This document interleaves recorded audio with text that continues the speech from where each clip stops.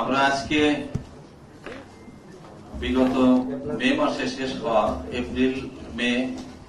এপ্রিলের 10 তারিখ শুরু হয়ে মে মাসের 15 তারিখ মাদ্রাসা শিক্ষা বোর্ডের পরীক্ষা শেষ দিয়ে আমাদের পরীক্ষা শেষ হয়েছিল। এই অভিযাত্রায় আপনারা আমাদের সঙ্গে ছিলেন, আপনাদেরকে ওতপ্রোতভাবে আমরা পেয়েছিলাম। বাংলাদেশের যে কয়েকটি বোর্ড আছে, 11টি শিক্ষা বোর্ড, জেলা পর্যায়ের বা মাঠ পর্যায়ে, উপজেলা পর্যায়ের সকল প্রশাসন, পুলিশ প্রশাসন, অন্যান্য সকল সংস্থা সরকারের, যেহেতু এটি একটি পাবলিক পরীক্ষা, ফলে সরকারের সকল মন্ত্রণালয় পরীক্ষার সঙ্গে ইনভলভ ছিল। আপনারা ভূমিকা রেখেছেন এবং প্রশাসনের লোক যারা ভূমিকা রেখেছে এই পর্যায়ে আসতে, সুন্দর সুষ্ঠুভাবে পরীক্ষা সম্পন্ন করতে, সকলকে আন্তঃবোর্ড সকল বোর্ডের তরফ থেকে আমি আপনাদেরকে এবং আপনাদের মাধ্যমে সকলকে ধন্যবাদ জানাচ্ছি। আপনারা অবগত আছেন যে আমরা একটি নকল মুক্ত পরিবেশে এবং প্রশ্ন ফাঁসের গুজবহীন ভাবে একটি পরীক্ষা আমরা সম্পন্ন করতে পেরেছি। এক্ষেত্রে আপনাদের নজরদারি এবং আপনাদের ইলেকট্রনিক এবং প্রিন্ট মিডিয়ার সাংবাদিক ভাইদের ভূমিকা খুব বেশি ছিল। আপনারা কোথাও কোনো সমস্যা হলে তুলে ধরেছেন, আমরা আপনাদের দিকে তাকিয়ে থেকেছি বিভিন্ন সময়ে যে কোথাও কোনো খবর আসে কিনা, আপনারা কোনো খবর দেন কিনা, এবং সেই খবরগুলো আমরা পাওয়ার সাথে সাথেই আমরা প্রয়োজনীয় ব্যবস্থা নিতে পেরেছি। আমাদের নিজস্ব টিম মাঠ পর্যায়ে কর্মরত ছিল, পরীক্ষা এখনো থাকে, বর্তমানে এইচএসসি পরীক্ষা চলছে, আপনারাও তাই সেখানে কর্মব্যস্ত আছেন। আমাদের বোর্ডের টিম আছে, এসএসসিতেও ছিলেন, আমরাও ছিলাম, স্থানীয় প্রশাসন, মন্ত্রণালয়ের সচিবালয়ের সকল মন্ত্রণালয়, আন্তঃবল মন্ত্রণালয় মিটিং এর মাধ্যমে সকল মন্ত্রণালয়কে সঙ্গে জড়িত করেছিলেন। বিদ্যুৎ বিভাগ, ডাক বিভাগ, এমন কোন বিভাগ নেই যে এই পাবলিক পরীক্ষাটার সঙ্গে জড়িত ছিল না। সকলের সম্মিলিত প্রচেষ্টার ফল মূলত আজকের এই ফল প্রকাশ। এর সঙ্গে যারা আসলে বেশি করে জড়িত ছিলেন তারা হচ্ছে স্কুল পর্যায়ের শিক্ষক শিক্ষিকাগণ। আমি তাদের কাছেও কৃতজ্ঞতা প্রকাশ করছি। এখন আমি আমাদের ঢাকা বোর্ডের ফলাফলটা একটু প্রথমে বলতে চাই, তারপরে অন্যান্য বোর্ডে আন্তঃবোর্ডেরটা আপনারা ইতিমধ্যে পেয়ে গিয়েছেন। এই ব্যাপারে বোধহয় আপনাদের এখন আবার আমার মুখ দিয়ে শোনার আগ্রহ একটু কমে গিয়েছে, কারণ স্বামী যা বলবো তারা আপনাদের হাতে অলরেডি পৌঁছে গিয়েছে। ঢাকা বোর্ডে পাশের হার 67.51%, আর রাজশাহীতে এই না, আমি রাজশাহীতে পরে যাচ্ছি, এবং উত্তীর্ণ হয়েছে 2,56,039 জন। অংশগ্রহণকারী ছিল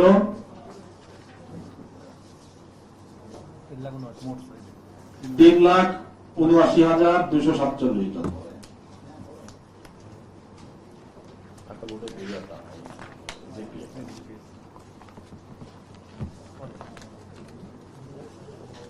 ঢাকা বোর্ডে জিপিএ 5 এর সংখ্যা 37,068 জন, সায়েন্স আর্টস কমার্স মিলিয়ে, ছাত্রছাত্রী উভয় মিলিয়ে 37,068 জন। এই হলো আমাদের ঢাকা বোর্ডের সামগ্রিকভাবে যে বিষয়গুলো আমাদের মোটামুটি আগ্রহ থাকে সেই দুটি জায়গা। আরো সূক্ষ্ম বিশ্লেষণ সব বিষয়গুলোই আপনাদের হাতে অলরেডি আছে, আপনারা সেখান থেকে যদি প্রশ্ন থাকলে আপনারা করতে পারবেন। রাজশাহী বোর্ডের পাশের হার 77.63, কুমিল্লা বোর্ডে 63.6, যশোর বোর্ডে 73.69, চট্টগ্রাম বোর্ডে 72.07, বরিশাল বোর্ডে 56.38, সিলেট বোর্ডে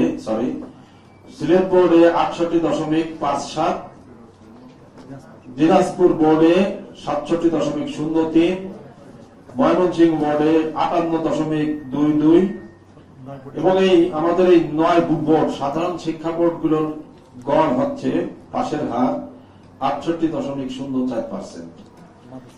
এরপর আছে মাদ্রাসা শিক্ষা বোর্ডের আলাদাভাবেই তাদের পার্সেন্টেজ পাশের হার 68.09%, কারিগরি শিক্ষা বোর্ডের পাশের হার 73.63 এবং এই 11টি বোর্ডে 9টি সাধারণ এবং 2টি বিশেষ বোর্ড, এই 11টি বোর্ডের মোট পাশের হার, গড় পাশের হার 68.45।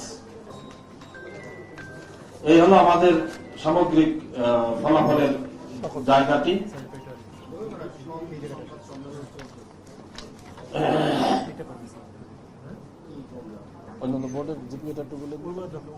আচ্ছা, আমি আর কয়েকটি উল্লেখযোগ্য দিক আমি এখন আপনাদের কাছে তুলে ধরছি। এবছর সকল শিক্ষা বোর্ডে ছাত্রের চেয়ে ছাত্রী 3.79 অর্থাৎ প্রায় 4% বেশি পাস করেছে এবং 8,200 জন ছাত্রী বেশি সংখ্যায় জিপিএ পেয়েছে তুলনায়। 2024 সালে জিপিএ 5 ছিল 1,82,129 জন। আমি আবার বলছি, 2024 সালে জিপিএ 5 পেয়েছিল 1,82,129 জন, আর এবছর অর্থাৎ 2025 সালে জিপিএ পেয়েছে 1,39,032 জন।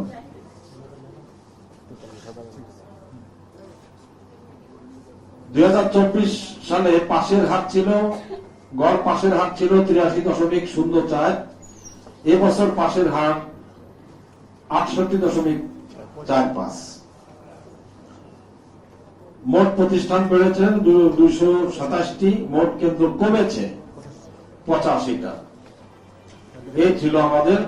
আর বিদেশ কেন্দ্রে আছে আমাদের কয়েকটি, 8টি বিদেশে আমাদের বিদেশি কেন্দ্র আছে, সেখানে আমাদের ফরেন মিশন গুলোতে যারা চাকরি করেন তাদের সন্তানেরা ওই সকল বিদেশি কেন্দ্রে, বিদেশি স্কুল আছে সেখানে পড়ালেখা করেন এবং তাদের পরীক্ষা ওখানে বসে তার দেওয়ার ব্যবস্থা আমরা এখান থেকে ঢাকা বোর্ডের আন্ডারে করে ব্যবস্থা করে দিই।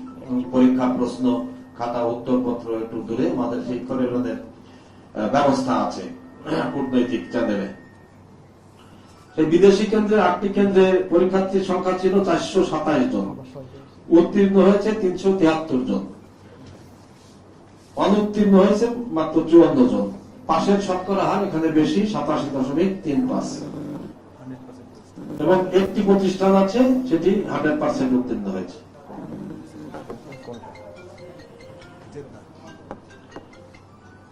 যাই হোক, এবছর আমরা পুনর্নিরীক্ষণের জন্য একটি সময় রেখেছি, এই মাসের 11 তারিখ থেকে 17 তারিখ পর্যন্ত SMS এর মাধ্যমে তারা রেজিস্ট্রেশন করে ওনারা আমাদের ছাত্রছাত্রীদের কোনো অবজেকশন থাকলে তারা এগুলো কারেকশনের জন্য আমাদের কাছে অ্যাপ্লিকেশন করতে পারবে, আমরা দেখে সেই মোতাবেক ব্যবস্থা নেব। তো ধন্যবাদ আপনাদেরকে।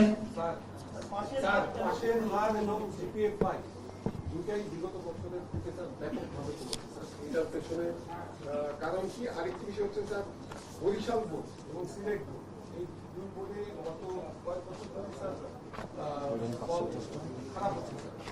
এইটা নিয়ে কি স্যার আপনাদের কোনো বরিশাল বোর্ড 56.28 স্যার আমি একটু যুক্ত করি, সেটা হচ্ছে যে বরিশাল বোর্ড এবার ফলাফলের তলানিতে আমরা দেখছি এবং রাজশাহী বোর্ড ভালো করছে, তাদের সাথে প্রায় 22-23% পার্থক্য হয়ে যাচ্ছে ফলাফলের। এত বিশাল পার্থক্য হওয়ার কারণ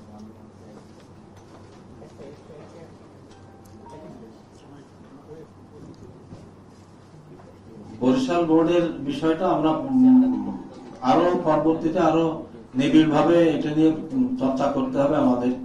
কিন্তু আমরা প্রাথমিকভাবে যতটুকু বুঝতে পারছি এবং জানতে পারছি যে ওখানে অন্যান্য বোর্ডের যে জেলাগুলো, জেলা সদরে খুব ভালো ভালো প্রতিষ্ঠিত পুরনো বেশ কিছু বিদ্যালয় আছে। আমি আপনাদেরকে এই প্রশ্নের উত্তর দিতে গিয়ে আমি দেওয়ার লক্ষ্যে আমি ঢাকা মহানগরীর পরিসংখ্যানের সাহায্য নিতে চাই। ঢাকা মহানগরীতে পার্সেন্টেজ 80-র উপরে ঢাকা বোর্ডের, আর যত সাইডে যাব ভিন্ন জেলায় তত পার্সেন্টেজ কমতে কমতে আমাদের গড় এসে দাঁড়িয়েছে 68%। ঢাকা মহানগরীতে 80%। মহানগরী মানে আমাদের এই সিটি কর্পোরেশনের এরিয়া। আর জেলা মানে আমি তখনই উপজেলায় যাচ্ছি ঢাকা ছেড়ে, তখনই 63%। যদি আরো অন্যান্য গাজীপুর আরো কয়েকটি জেলা আছে, মুন্সিগঞ্জ 67, টাঙ্গাইল 57, এগুলো কিছু বিষয় থাকে। ঢাকায় কেন এত পড়ে না? কারণ খুবই প্রতিষ্ঠিত পুরনো কিছু শিক্ষা প্রতিষ্ঠান আছে, এরা পার্সেন্টেজটা ধরে রাখে। এদের এখানে পাশের হার, জিপি এর সংখ্যা এখানে বেশি, এখানে পড়ালেখার মান স্বাভাবিকভাবেই একটু ভালো। তা আমরা লক্ষ্য করলে দেখবো বা বুঝতে পারবো, আপনারা অবশ্যই জানেন বরিশাল অঞ্চল একটু নদী, খাল বিল একটু রিমোট এরিয়া বেশি আছে, যোগাযোগ ব্যবস্থা খুবই দুর্গম অঞ্চল আছে যোগাযোগ ব্যবস্থার আঙ্গিকে, সেটা একটি দিক। ফলে এমন এমন জায়গা আছে যেখানে শিক্ষকও যেতে চান না, থাকতে চান না। এই বিষয়গুলো আমরা এই মনে করি যে এই বাস্তবতাটা উঠে আসছে, এই বাস্তবতাটা মাথায় রেখে আমার মনে হয় শিক্ষা প্রশাসনের ঊর্ধ্বতন কর্মকর্তারা, ঊর্ধ্বতন কর্তৃপক্ষ এই বিষয়টার ব্যাপারে বিশেষভাবে নজর দিতে পারবেন বলে আমাদের আশা।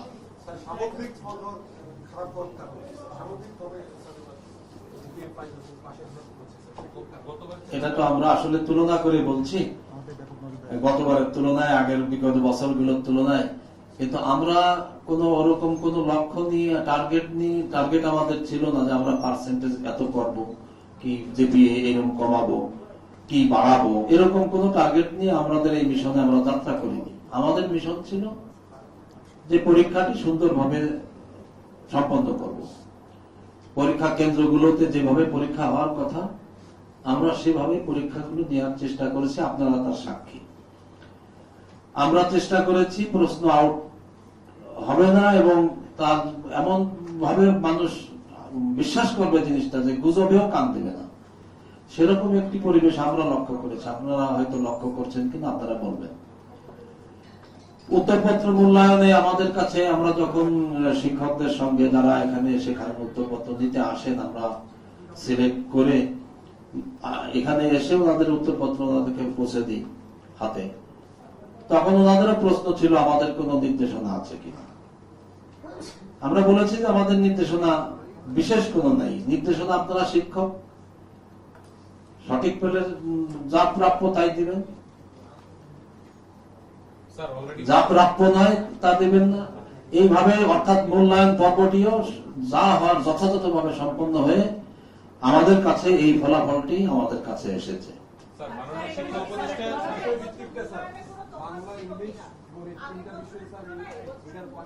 আমি দুজনেরটা শুনতে পাচ্ছি, প্লিজ একজন বলেন। ওর সাথে আমি যুক্ত করে বলছি স্যার, এইবারে পরীক্ষার সময় শিক্ষার্থী অভিভাবকদের একটা অভিযোগ ছিল যে বিশেষত গণিত পরীক্ষার প্রশ্ন খুব কঠিন ছিল, বাংলা কঠিন ছিল, কেমিস্ট্রি কঠিন ছিল। তো গতবার এবং এইবারের পার্থক্য করে কি বলবেন যে এইবারে গণিতে পাশের হারটা কত, গতবার কত ছিল? সেটা হচ্ছে গতবার বেশ কয়েকটা বিষয়ে সাবজেক্ট ম্যাপিং হয়েছে 23 সালে। সাবজেক্টের একটা সাবজেক্ট না, ঠিক আছে, পার্সেন্টেজ অ্যাকচুয়ালি আমরা যে পার্সেন্টেজ ভাবছেন এটা এক এক জায়গায় এক এক আগেই বলেছি। ঢাকা মহানগরীর সঙ্গে ঢাকার জেলারই অন্য সাইডের উপজেলাগুলোর সঙ্গেও তুলনা করলে একটা ব্যাপক ব্যবধান দেখা যাচ্ছে। এখানে সাবজেক্ট টু সাবজেক্ট এই গণিত ঢাকা মহানগরীতে ভালো করেছে, আর এক জায়গায় খারাপ করেছে, একই প্রশ্ন এই জেলার মধ্যে অথবা এই বোর্ডের মধ্যে কিশোরগঞ্জে এক স্কুল ভালো করেছে, আর এক স্কুল খারাপ করেছে। এইগুলো হচ্ছে এই তারপরে এর সামগ্রিক একটা গড় ফলাফল আমরা নিয়ে কথা বলি, এবং কঠিন হয়েছে সহজ হয়েছে এগুলো আপেক্ষিক ব্যাপার। স্যার, এবার শতভাগ ফেল করা প্রতিষ্ঠানের সংখ্যা কি? জি, এটা শতভাগ ফেল করার সংখ্যা আছে কয়েকজন। ওটা আমরা ওইভাবে কাউকে ফার্স্টও বানাইনি, মানে 1 নাম্বার বানিয়ে পুরস্কার দেওয়া এরকম কোনো ম্যাপিং আমরা করিনি। আমরা এরকম কোনো পরিষদ জি বলেন। বিষয়টা একটু বলেন, একটু বলেন। জি ছিল খাতা মূল্যায়নের ক্ষেত্রে নির্দেশনা ছিল যে কোনো ধরনের সভাপতি বা শিক্ষক থাকতে পারবে না। পরীক্ষা মূল্যায়নের ক্ষেত্রে তারা শিক্ষকরা এটা আমলে নিয়েছে। এটা নাম্বার 1। যেটা বলেছে আপনাদের সেন্টারে বিভিন্ন বাতিল সহ বিভিন্ন ধরনের মেকানিজম আপনাদের ছিল, এগুলো ইফেক্ট রেজাল্টের করেছে কিনা। যেটা বলেছে রেজাল্টের পাশের হার গত 15 বছরে একটা এবার একটু বাম্পার কমা যেটাকে বলে আর কি। এবার আপনারা সেটা নিয়ে আসছেন, আপনার কি মনে হয় বিগত সময়ে রেজাল্টের ক্ষেত্রে কোনো ধরনের কার্যকরী বা কোনো ধরনের কিছু হয়েছিল কিনা? হয়ে থাকে আপনাদের দৃষ্টিতে আসছে। আর কলেজ ভর্তি বিষয়টি একটু বলবেন। আমি আগে বলেছি যে আমরা কোনো বিগত দিনের তুলনামূলক কোনো টার্গেট নিয়ে বা আগে এই হয়েছে এবার আমরা এই করব এরকম মিশন আমরা ছিল না আমাদের। আমরা যেভাবে নেওয়া উচিত, ভেন্যু কেন্দ্রের কথা বললেন, ভেন্যু কেন্দ্র একটা ছদ্মবেশে নিজের কলেজে পরীক্ষা নেওয়ার একটা ব্যবস্থা ছিল। ভেন্যু কেন্দ্র মানে হলো নিজের ছাত্রছাত্রীদেরকে পাশের একটা স্কুলে নিয়ে নিজেরা ডিউটি দেওয়া দিত। তার মানে নিজের ছাত্রছাত্রীদেরকে নিজের শিক্ষকরা ইনভিজিলেশন দিবেন না, এইটা যে মূল স্পিরিট, এটা থেকে তারা ছদ্মবেশ ধারণ করে এটা থেকে বেরিয়ে থাকতেন, এবং সেখানে স্বাভাবিকভাবে ইন্টেনশনটা বোঝা যায়। আমরা সেই ব্যাপারটা চেষ্টা করেছি, অল্প কয়েক জায়গায় পারিনি। কিশোরগঞ্জের এই হাওড় অঞ্চল সেখানে সম্ভব হয়নি, কিন্তু আমরা সামগ্রিকভাবে 81টার মধ্যে 73টাই চেঞ্জ করে দিয়েছিলাম, ভেন্যু কেন্দ্র রাখিনি। এগুলো আগে বিগত দিনে এই ভেন্যু কেন্দ্রগুলো ওইভাবে প্রভাবশালী অঞ্চলে প্রভাবশালী ব্যক্তিগণ বিনা প্রয়োজনে এগুলো নিয়েছেন। কিন্তু ওই আমি বললাম যে প্রত্যন্ত অঞ্চলে কিশোরগঞ্জের মধ্যে কিছু হাওড় অঞ্চল বা এই গোপালগঞ্জের কিছু ডাউন অঞ্চল আছে কয়েকটা, একটা বোধহয় ওখানে এরকম আমরা সম্ভব হয়নি। স্থানীয় প্রশাসনের সাথে কথা বলে দেখেছিলাম যে না, এটা এই বছর থাক, আমরা পরের পর দেখবো, কারণ পাশের যেটা সেটা দুর্গম হয়ে যায়। ওই ওখানকার যারা তারা আসলে ওই নৌকা বেয়ে আসতে অনেক সমস্যা হয়, এটা একটা কারণ ছিল। কিন্তু ইভেন এবছর আমরা ক্যাডেট কলেজের পরীক্ষাও তাদের ভিতরে রাখিনি, পাবলিকের মধ্যে নিয়ে আসছি। প্রত্যেকটা জায়গায় ঢাকা বাংলাদেশের ক্যাডেট কলেজগুলোর পরীক্ষাও আমরা বাইরে সাধারণ স্কুলের কেন্দ্রে নিয়ে আসছি। জি, তো এই সব ছিল আমাদের ক্যাডেট কলেজটা। এমনি তাদের ভালো স্টুডেন্ট, ভালো ব্যবস্থাপনা সেটা আছে, কিন্তু ওটা একটা উদাহরণ হিসেবে বললাম। কিন্তু কিছু কিছু জায়গায় ইন্টেনশনালি ছদ্মবেশ ধারণ করে কেন্দ্রের নামে ভেন্যু কেন্দ্র বা নিজ কেন্দ্রে নিজ প্রতিষ্ঠানে পরীক্ষা দেওয়ার ব্যবস্থা করা, এটি এবার হয়নি। আমরা নকল রোধ করার ব্যাপারে আপনাদেরও ভূমিকা আছে, আপনাদেরও একটা ওয়াচ ছিল, আপনাদের নজরদারি ছিল। তারপরে এই স্থানীয় প্রশাসন, সেনাবাহিনী ফিল্ডে আছে এখনো, মানে আছে, দীর্ঘদিন ধরে আছেন, তাদের সিভিল প্রশাসনরা হিসেবে আছেন, তারা সাইড লাইনে ছিলেন। তারপরে বোর্ডের টিম ছিল, বড় একটা টিম ছিল, প্রতি পরীক্ষা ভিজিলেশনে গেছেন। এবং আমাদের কিছু কেন্দ্র রেডমার্ক করা ছিল আমাদের ধারণায়, সেই সব জায়গায় আমরা আমাদের টিমকে বেশি রেগুলার এবং সেখানে দীর্ঘক্ষণ পরীক্ষা 3 ঘন্টা আমরা সেখানে অবস্থান করিয়েছি। এসবের প্রভাব যদি পড়ে, তাহলে এগুলো তো আগের বছরও তো ছিল, কিন্তু মেধা কেন্দ্রটা হয়তো ছিল, ভিজিলেন্সও ছিল, হয়তো শিথিল ছিল, আমরা তো অতীত জানি না, আমি আমাদেরটা বলতে পারি। আর অত উল্লম্ফন যে সব বছর হয়েছে ফলাফলে, সেটি ওই ম্যাপিং এর কারণে বিভিন্ন খণ্ডিত ভাবে অর্ধেক সিলেবাসে, তারপরে কোন বছর হয়েছে আইসিটি বাদ, এইভাবে পরীক্ষাগুলো দিতে হয়েছে করোনার কারণে। এই জন্য 21, 22, 23 এটি হলো বিশেষভাবে পরীক্ষা, এগুলো করোনার কারণে। এগুলো বাদে যদি আমরা লক্ষ্য করি 24 সালের এসএসসিটা করোনা শুরু হওয়ার আগে শেষ হয়ে গিয়েছিল পরীক্ষাটা, রেজাল্ট পরে হয়েছে, কিন্তু আমরা 20-এর পিছনে 20, 19, 18, 17 এই ইত্যাদি এদিকেও যদি যাই তাহলে পার্সেন্টেজটা মোটামুটি ওরকমই দেখতে পাই, এটির নিচে না। আমাদের যে পরিষেবা আপনাদের কাছেও আছে এইটির উপরে, তো এটি আমরা আমাদের জানা মতে আমাদের পরিসংখ্যানে কোনো কৃত্রিমতা নেই বা কোনো কঠিন কঠোরতার কোনো বিষয় নেই। আমরা সেরকম কোনো ইনস্ট্রাকশন শিক্ষকদের দিই না। আমরা পরীক্ষার আগে আমাদের ইনভিজিলেটরদেরকেও এরকম নির্দেশ দিয়েছি যে সেখানে যেন কোন অ্যাক্টিভিটির কারণে যেন স্টুডেন্টদের, পরীক্ষার্থীদের কক্ষে গিয়ে এমন কিছু বলা করা যাবে না যেন তাদের কোনো ডিস্টার্ব হয়। এবং আপনারা আরো লক্ষ্য করেছেন যে আমাদের ঊর্ধ্বতন কর্মকর্তা বা উপদেষ্টা একটি কেন্দ্রে শুধু এসএসসির সময় উনি গিয়েছিলেন, আর যাননি। এবং তাও আপনাদেরকে না জানিয়ে, যে এখানে একটা ভিড় সৃষ্টি না হয়, কেন্দ্রে কোন রকম ডিস্টার্ব না হয়, উনি শুধু সাইড থেকে দেখে চলে আসছিলেন। তো এটা হলো আমাদের ইয়াতে কোনো ডিস্টার্ব যেন না হয়। ইনভিজিলেটরদের আমরা তাদের ইনভিজিলেটরদের সঙ্গেও ওই কক্ষ পরিদর্শক যারা ওই সব স্কুলে, তাদের কাছেও আমাদের মেসেজ ছিল যে কারোর সঙ্গে যেন রূঢ় আচরণ, কোনো খারাপ আচরণ যেন না হয়। ভালো আচরণ করেও পরীক্ষা সুন্দর সুষ্ঠুভাবে নেওয়া সম্ভব। তো সেসবও ছিল। উত্তরপত্র মূল্যায়নের ক্ষেত্রে আমরা নির্দেশ দিয়ে, আমাদের পরামর্শ ছিল যে আপনারা শিক্ষক, আপনাদের দীর্ঘ অভিজ্ঞতা আছে, কোনটি সঠিক উত্তর, কোনটি ভুল উত্তর, কোনটি পূর্ণ মার্ক পায়, কোনটি 0 পায়, কোনটি আংশিক মার্ক পায়, এগুলো সব আপনারা বিবেচনা করবেন। আপনার বিষয়ে আপনি এক্সপার্ট, আপনারা তাই বিচার করবেন এবং আপনারা সেইভাবে মূল্যায়ন করবেন। ওভার মার্কিং, আন্ডার মার্কিং এগুলো অন্যায্য। এই ছিল আমাদের মূল মেসেজ।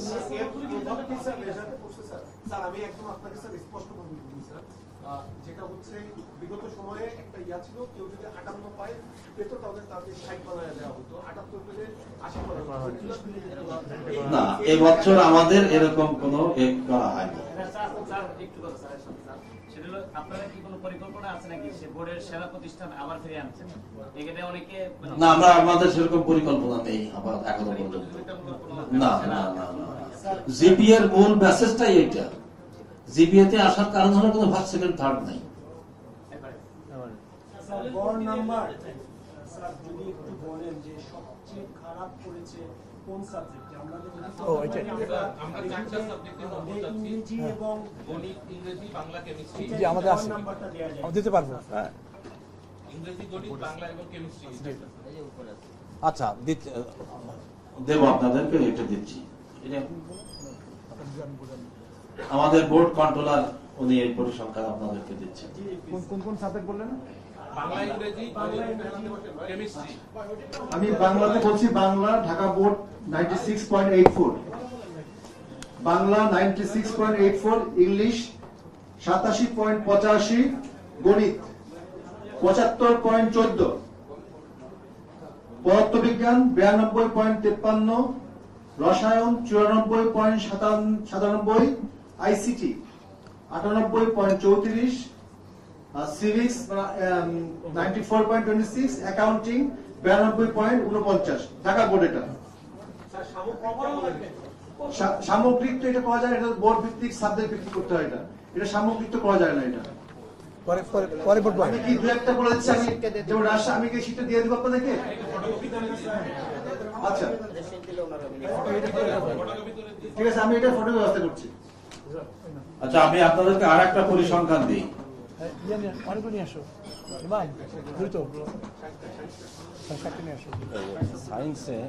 সায়েন্সে এভারেজ কত আসছে পার্সেন্টেজ মোট কোনটা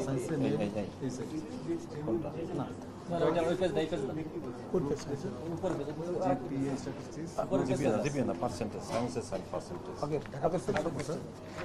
সায়েন্সের পার্সেন্টেজটা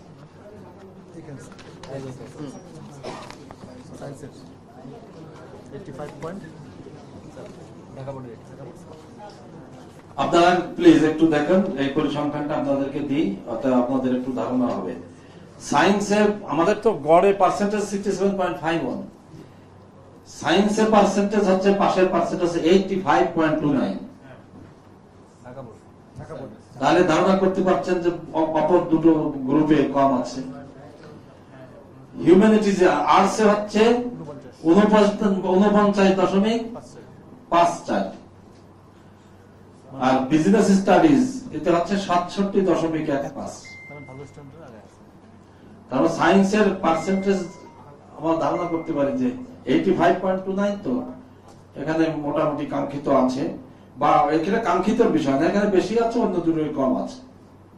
গড়ে আসছে 67.5%, এটা বরিশালের মধ্যে তাহলে আরো অনেক কম অনেক কম হবে। না, এটা ঢাকা বোর্ড। সামগ্রিক মানে ঢাকা বোর্ডের 3টে গ্রুপের সামগ্রিক হচ্ছে 67.51। এই চিত্র মোটামুটি সব বোর্ডে একই রকম, যে সায়েন্সের পাশের হার বেশি, অন্যটাই কম। এই প্রশ্নটা আমি এর আগেও বহুবার উপদেষ্টা বা মন্ত্রীকেও বলেছি।